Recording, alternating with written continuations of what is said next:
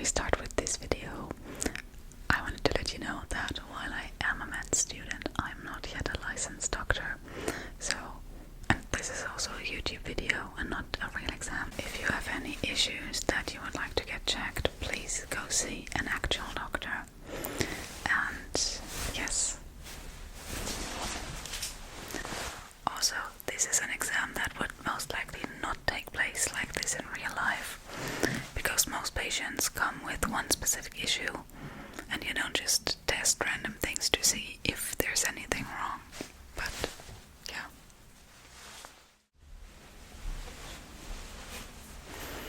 Hello, it's nice to meet you.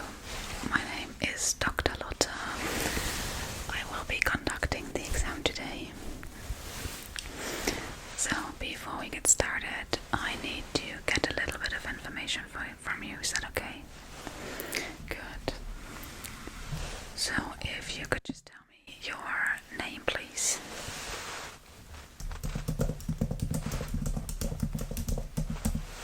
Okay, and your insurance information.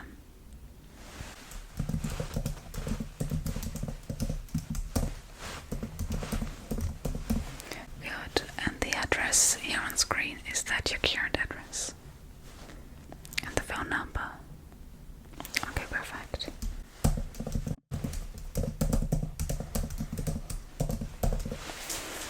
Good. Now that we got all this out of the way, what brings you here today?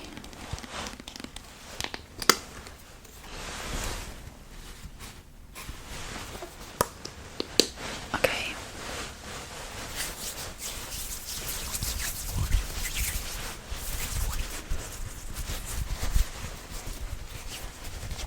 Alright, I see. Okay. Good. So let me just write this down. I like to take notes.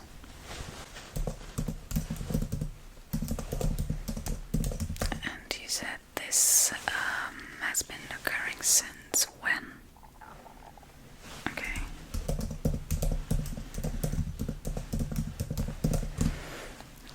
Does it get worse in any specific situations?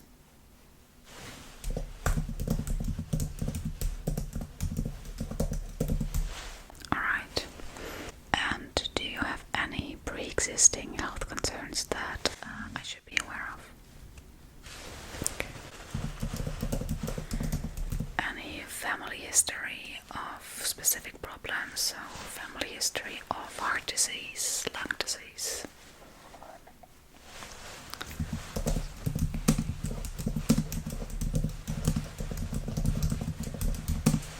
Alright, thank you.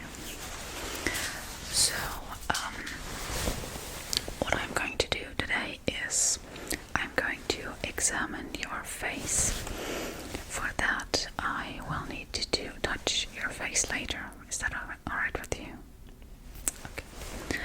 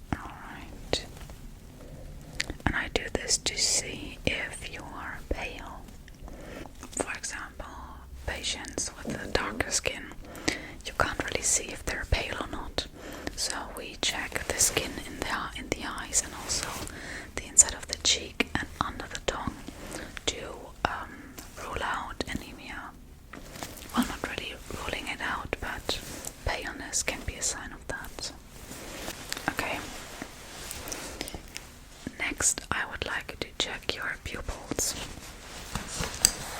So, I have here this light.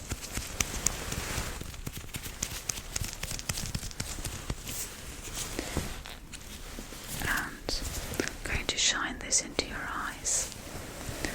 First, this eye, to see if your pupil constricts. And now the same eye, but I'm gonna watch this one. Okay, now this eye. Okay, and this eye again, but I'm gonna watch this one.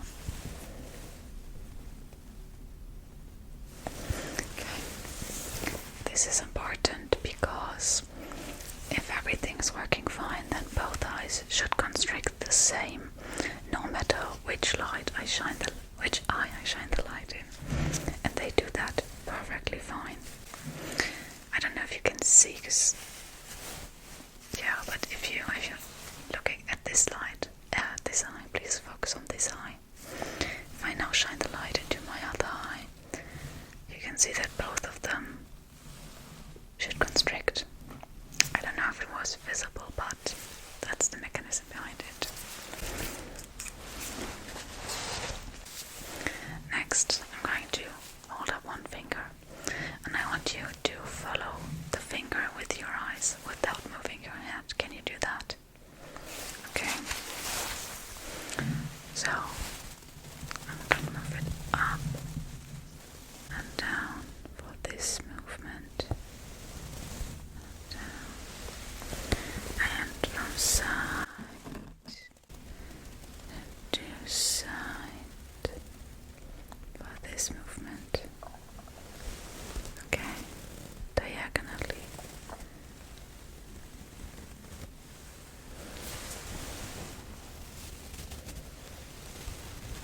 Okay, and those are all different eye muscles. And lastly, look at the finger. Okay, this is very important to check if your eyes can also focus on things coming closer to you. This is called convergence. And if I demonstrate it, I'm looking at my own finger. I don't know, it should be visible, but when I pull my finger closer, you can see I'm getting cross-eyed, but the finger stays in focus. Alright. Good. Then I'm going to ask you to please read the letters in the back as far as you can read them. No sound. That's better, isn't it? Okay, please read the letters.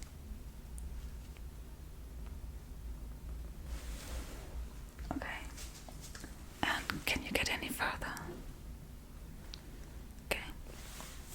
What about one line under that? Okay. Very good. And lastly, I'm going to use this cotton swab. And I've twisted into a point. Like this.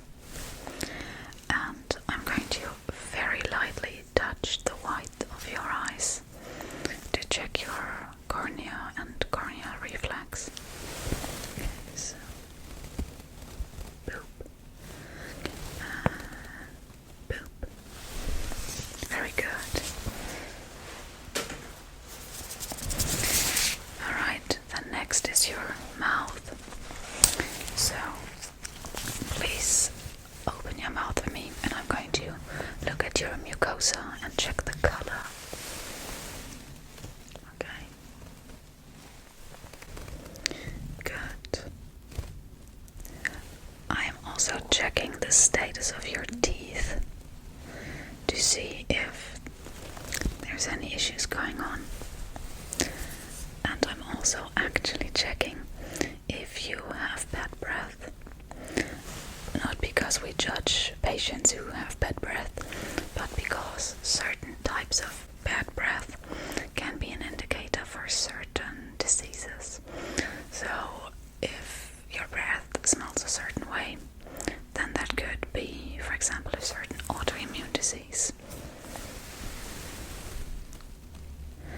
example, I don't remember which one, but one autoimmune disease has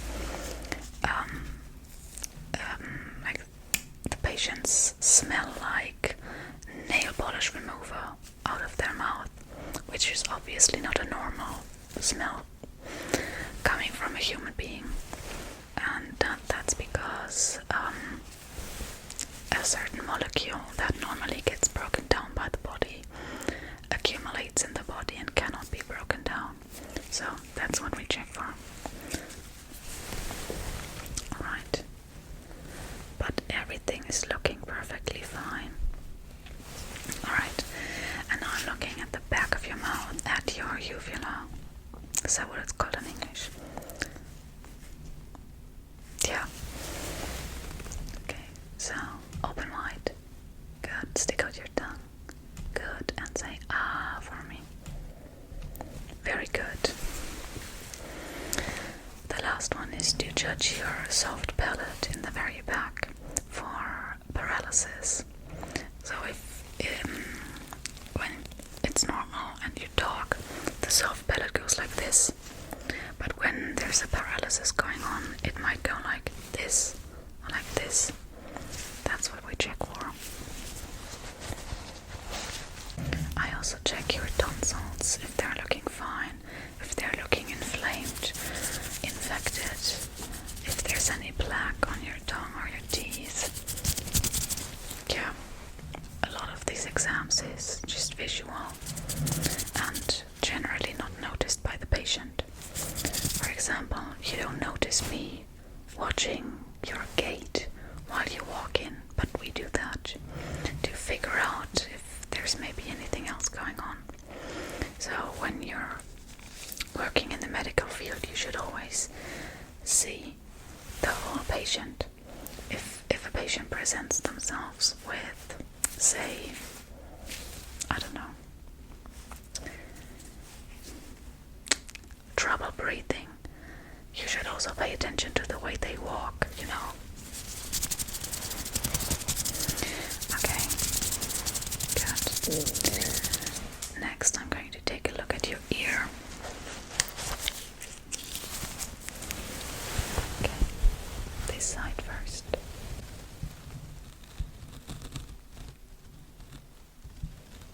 Alright, all looking good, all looking fine. No redness. Okay, and the other side now.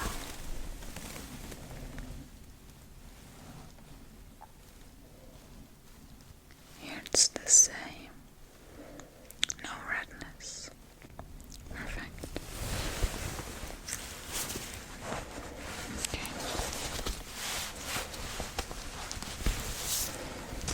Good. Now I'm going to rub my fingers next to your ear. Like this.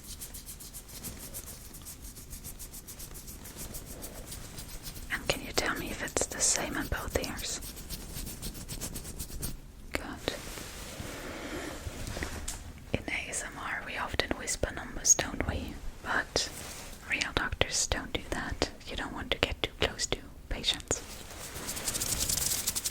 But they do this. Okay. And now I'm going to start touching your face. First I'm going to check your trigeminal exit points, where the trigeminal nerve leaves the skull. So here, here, and here. Very gently press. Okay, and here, press. Okay, and here, press. Okay. Any pain? No. Good. Can you feel this? And what about this? Can you feel this? And what about this? Can you feel this? What about this? Is there any difference between the two sides? Here. Here. Okay. Any pain whatsoever? Okay. Very good.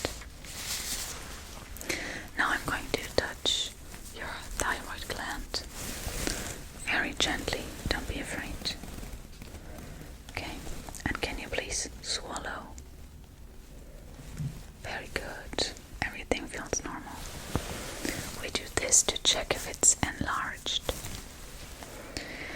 Alright, now your lymph nodes. You have a lot of lymph nodes in your face and neck area, behind and in front of your ears, under your mandibula, here under your chin, here the side of your neck along the muscle that goes like this, here, and also in the neck. So just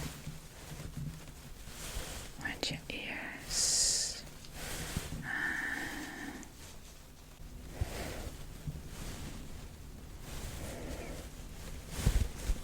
and your neck. Okay. And also here on top of the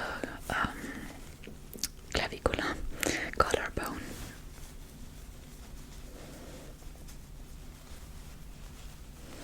Okay.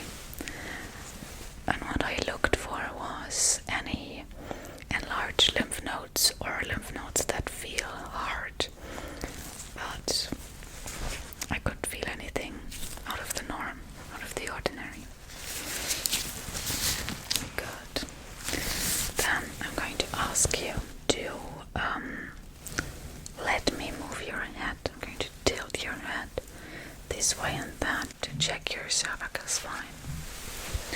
So this way, okay, that way, and front, the back. Okay, can you turn your head? Okay, this way. Very good. All is looking as it should. Last, I'm going to use the stethoscope. And what I want to do with this is listen to your carotid artery. And we do this to check the blood flow and also certain issues with the heart you can actually hear up here. For example, if one of your heart valves doesn't close properly. Got a valve? I think so. You know, the things that go like this and pump the blood, that open and close, it's a valve, right? Okay. So let me just place this on your neck. Okay, and breathe in and then hold your breath. Hold. Okay, breathe out. And the other side.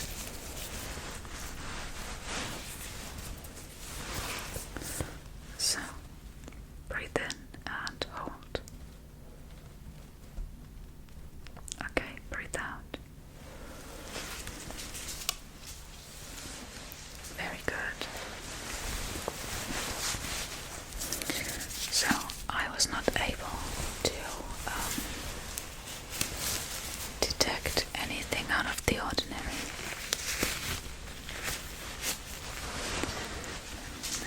Let me write this down.